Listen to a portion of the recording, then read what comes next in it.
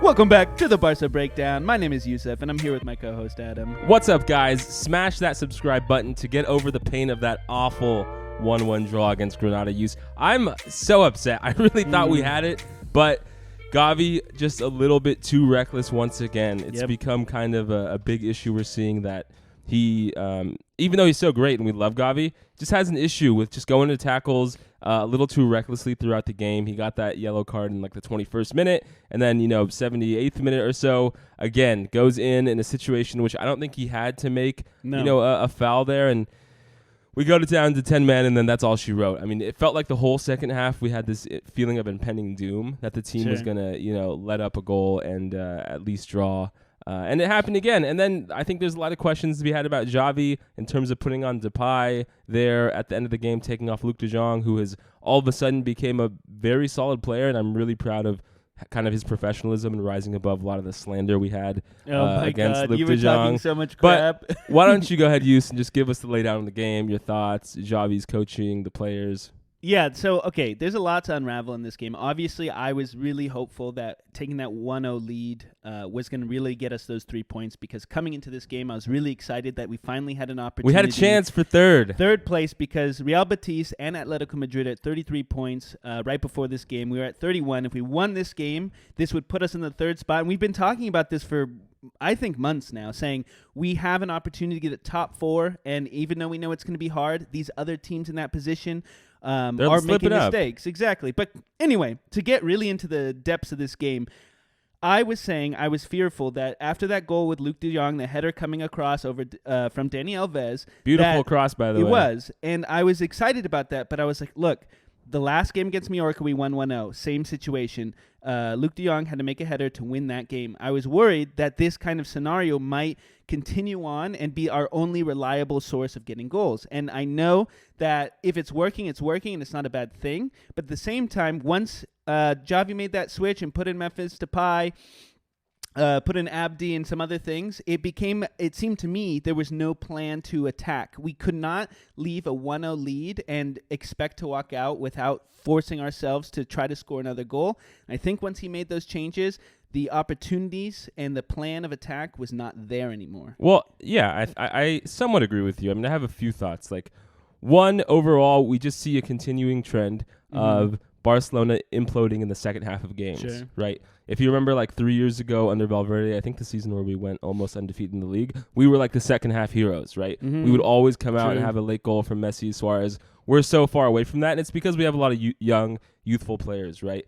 In terms of Luuk de Jong and having a header and that being our main source of goals, I mean, that strategy can definitely work if you have the team built around it. And in the first half, we did. And I think you're right that, it's not necessarily our strongest point in the game, especially because I don't think of Demebele or Jutgla on the left side as, extremely great crossers of the ball. So it's hard when Dani Alves is kind of like the only guy who's putting in good crosses for us to rely on Luuk de Jong headers.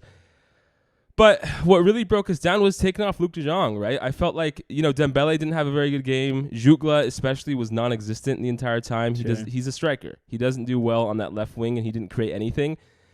We all know that, okay, Abde's coming off of COVID. We couldn't start him. Memphis Depay is coming off of COVID as well and his injury, I believe, so we couldn't start him as well. So we didn't have a lot of options, but it just seemed like we made too many subs with a 1-0 lead. And we saw, even against Mallorca, like you're talking about last week, that we were only able to win because of a great Ter Stegen save at the end of the game. Right? We had to rely on some brilliance. And we've seen, again, we're just the worst team I've ever seen at set pieces, right? Again, today you have a goal come in from a corner, and he was just left open on the right side with no one marking him, and that just happens to us way too much. And so, I'm pretty frustrated at the way the team is responding to these issues, right? It's like we see that we have so many issues with corners. You hope that the team in training is practicing and learning how to defend them well, and it's just we're not seeing any progress on that front.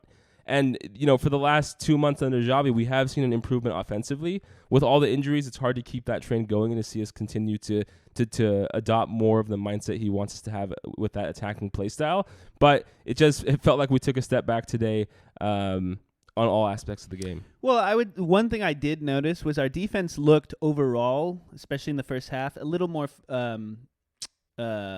congruent, I would say. It seemed like we were able, PK looked really good, Eric Garcia looked pretty good in the center there, and I know that we had a back line of 4 with Alba, Eric Garcia, PK, and Dani Alves, but it seemed like, during that game, we were able to take a little pressure on the back and have Dani Alves push up, have Alba push up, and not so much be worried about counters. But on the flip side, as you were saying about our offensive side, I feel like we lacked in the ability to create space to have Demebele run down. We didn't have any counter ability. Hard to make offense when their defense is already set up, and we've talked about this a million times. And that kind of goes to like an important point, which is there are some reasons I'm not happy with how Xavi managed the substitutions, and as well our practicing of corners, because clearly we haven't improved on that obvious huge hole in our defense, although our defense has a lot of different issues that we need to improve, and it's going to take some time to improve it.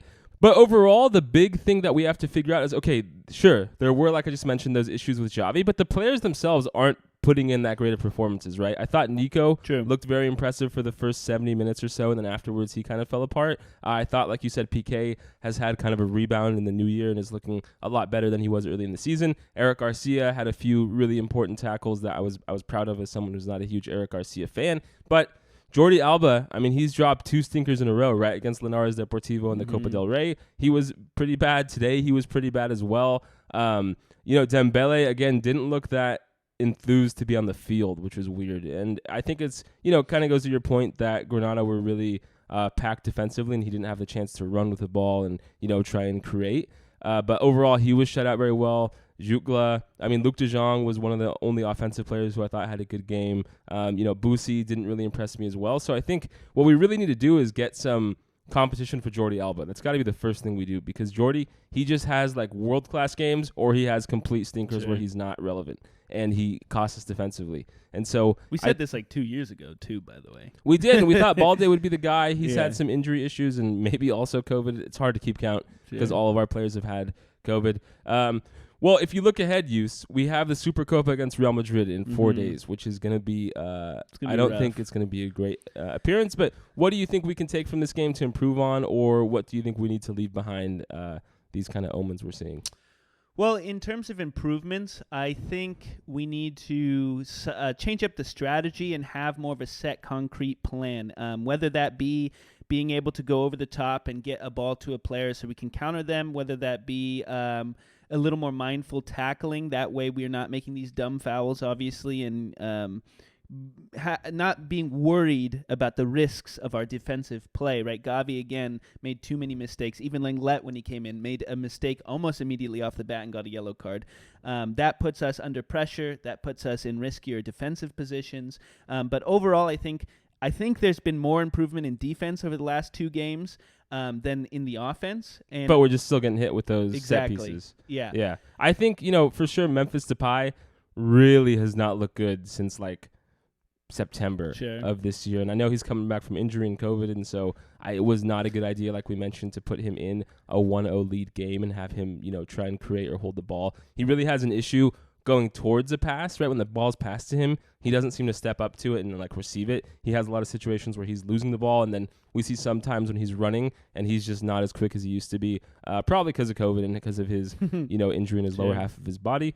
What I hope to see is, I want to see Serginho Dest get a chance in Xavi's system. I mean, I was fairly happy with Dani Alves. He had that nice cross. He had like a few tackles that I thought were pretty notable and could have been called a yellow or not. The ref was a little bit, hot and cold throughout the game. But I think Serginho Dest still has a lot to offer. Like, I kind of feel bad that he's been frozen out of Xavi's system entirely. I mean, you want him to at least give him a chance or two, right? I remember definitely with Koeman, with Setien, with Valverde, we had these different times where they had an agenda against the player, right? Ronald Koeman versus Ricky Puig was one of the most high-profile agendas we saw, and people tore Koeman apart for it. And I feel like because Xavi is in his first, 2 to 3 months here, and he's a Barca legend, people are a little bit apprehensive to call him out for these type of things. But he clearly has an agenda against Serginho Dest, right? I actually don't even remember if Dest has appeared more than one time under Xavi. Think off a sub at least. Yeah, but I don't know. It's hard. Is it really worth trying out Dest right now at this point? I think because, we've tried out Oscar Mingueza, and that didn't turn out very well. We've tried out Araujo as a right back. Didn't work out that well. Those things aren't working. Dani Alves, again, he can provide us a good leadership quality and ability to cross that we don't have with Dest as much. But when we come against Real Madrid, I do not want to see Vinicius Jr. against Dani Alves at 38 years old. No, it's right? going to be bad. It's not. That's not a good situation. I don't want to see Vinicius against Araujo or Mingueza. Yeah. I think Serginho Dest is a guy we need when we're facing a fast winger. And I know there will be criticisms of how Dest faced against Mbappe in the first PSG game last season. But the second game, we kind of kept Mbappe pretty quiet. And Dest was a pivotal part of that. So that's just one player I want to see get more opportunities. And I hope overall this is a big learning game for Gavi himself. Sure. Right, the clear reckless yellow and the second yellow that cost us a man and probably cost us 2 points today. I hope he takes it to heart because he has just been flying a little bit loose. I think he's already he might have already had one suspension for one game for accumulations of yellows, but it's not something we can continue to have happen, especially when our defense is so bad. Yeah, but his overzealousness is good. Well, I should say zealous can be good, but the overzealousness recklessness is bad. So I think it's causing. He has good energy, 100%. Yeah. I hope he continues with that energy. I just think I don't want that energy to overcome his ability to critically think on the pitch and then just make these bad decisions when we don't need to. And if he's on a yellow as his manager, we should probably be taking Gavi off. Yeah. Right. Knowing his consistency and doing that. And we left him out there too long, and we paid for it. So we will see you guys soon. Please let us know in the comments what your thoughts are about the El Clasico we're going to have very soon here, I think in 4 days. And please smash that subscribe button. Thank you guys so much. Thanks, guys.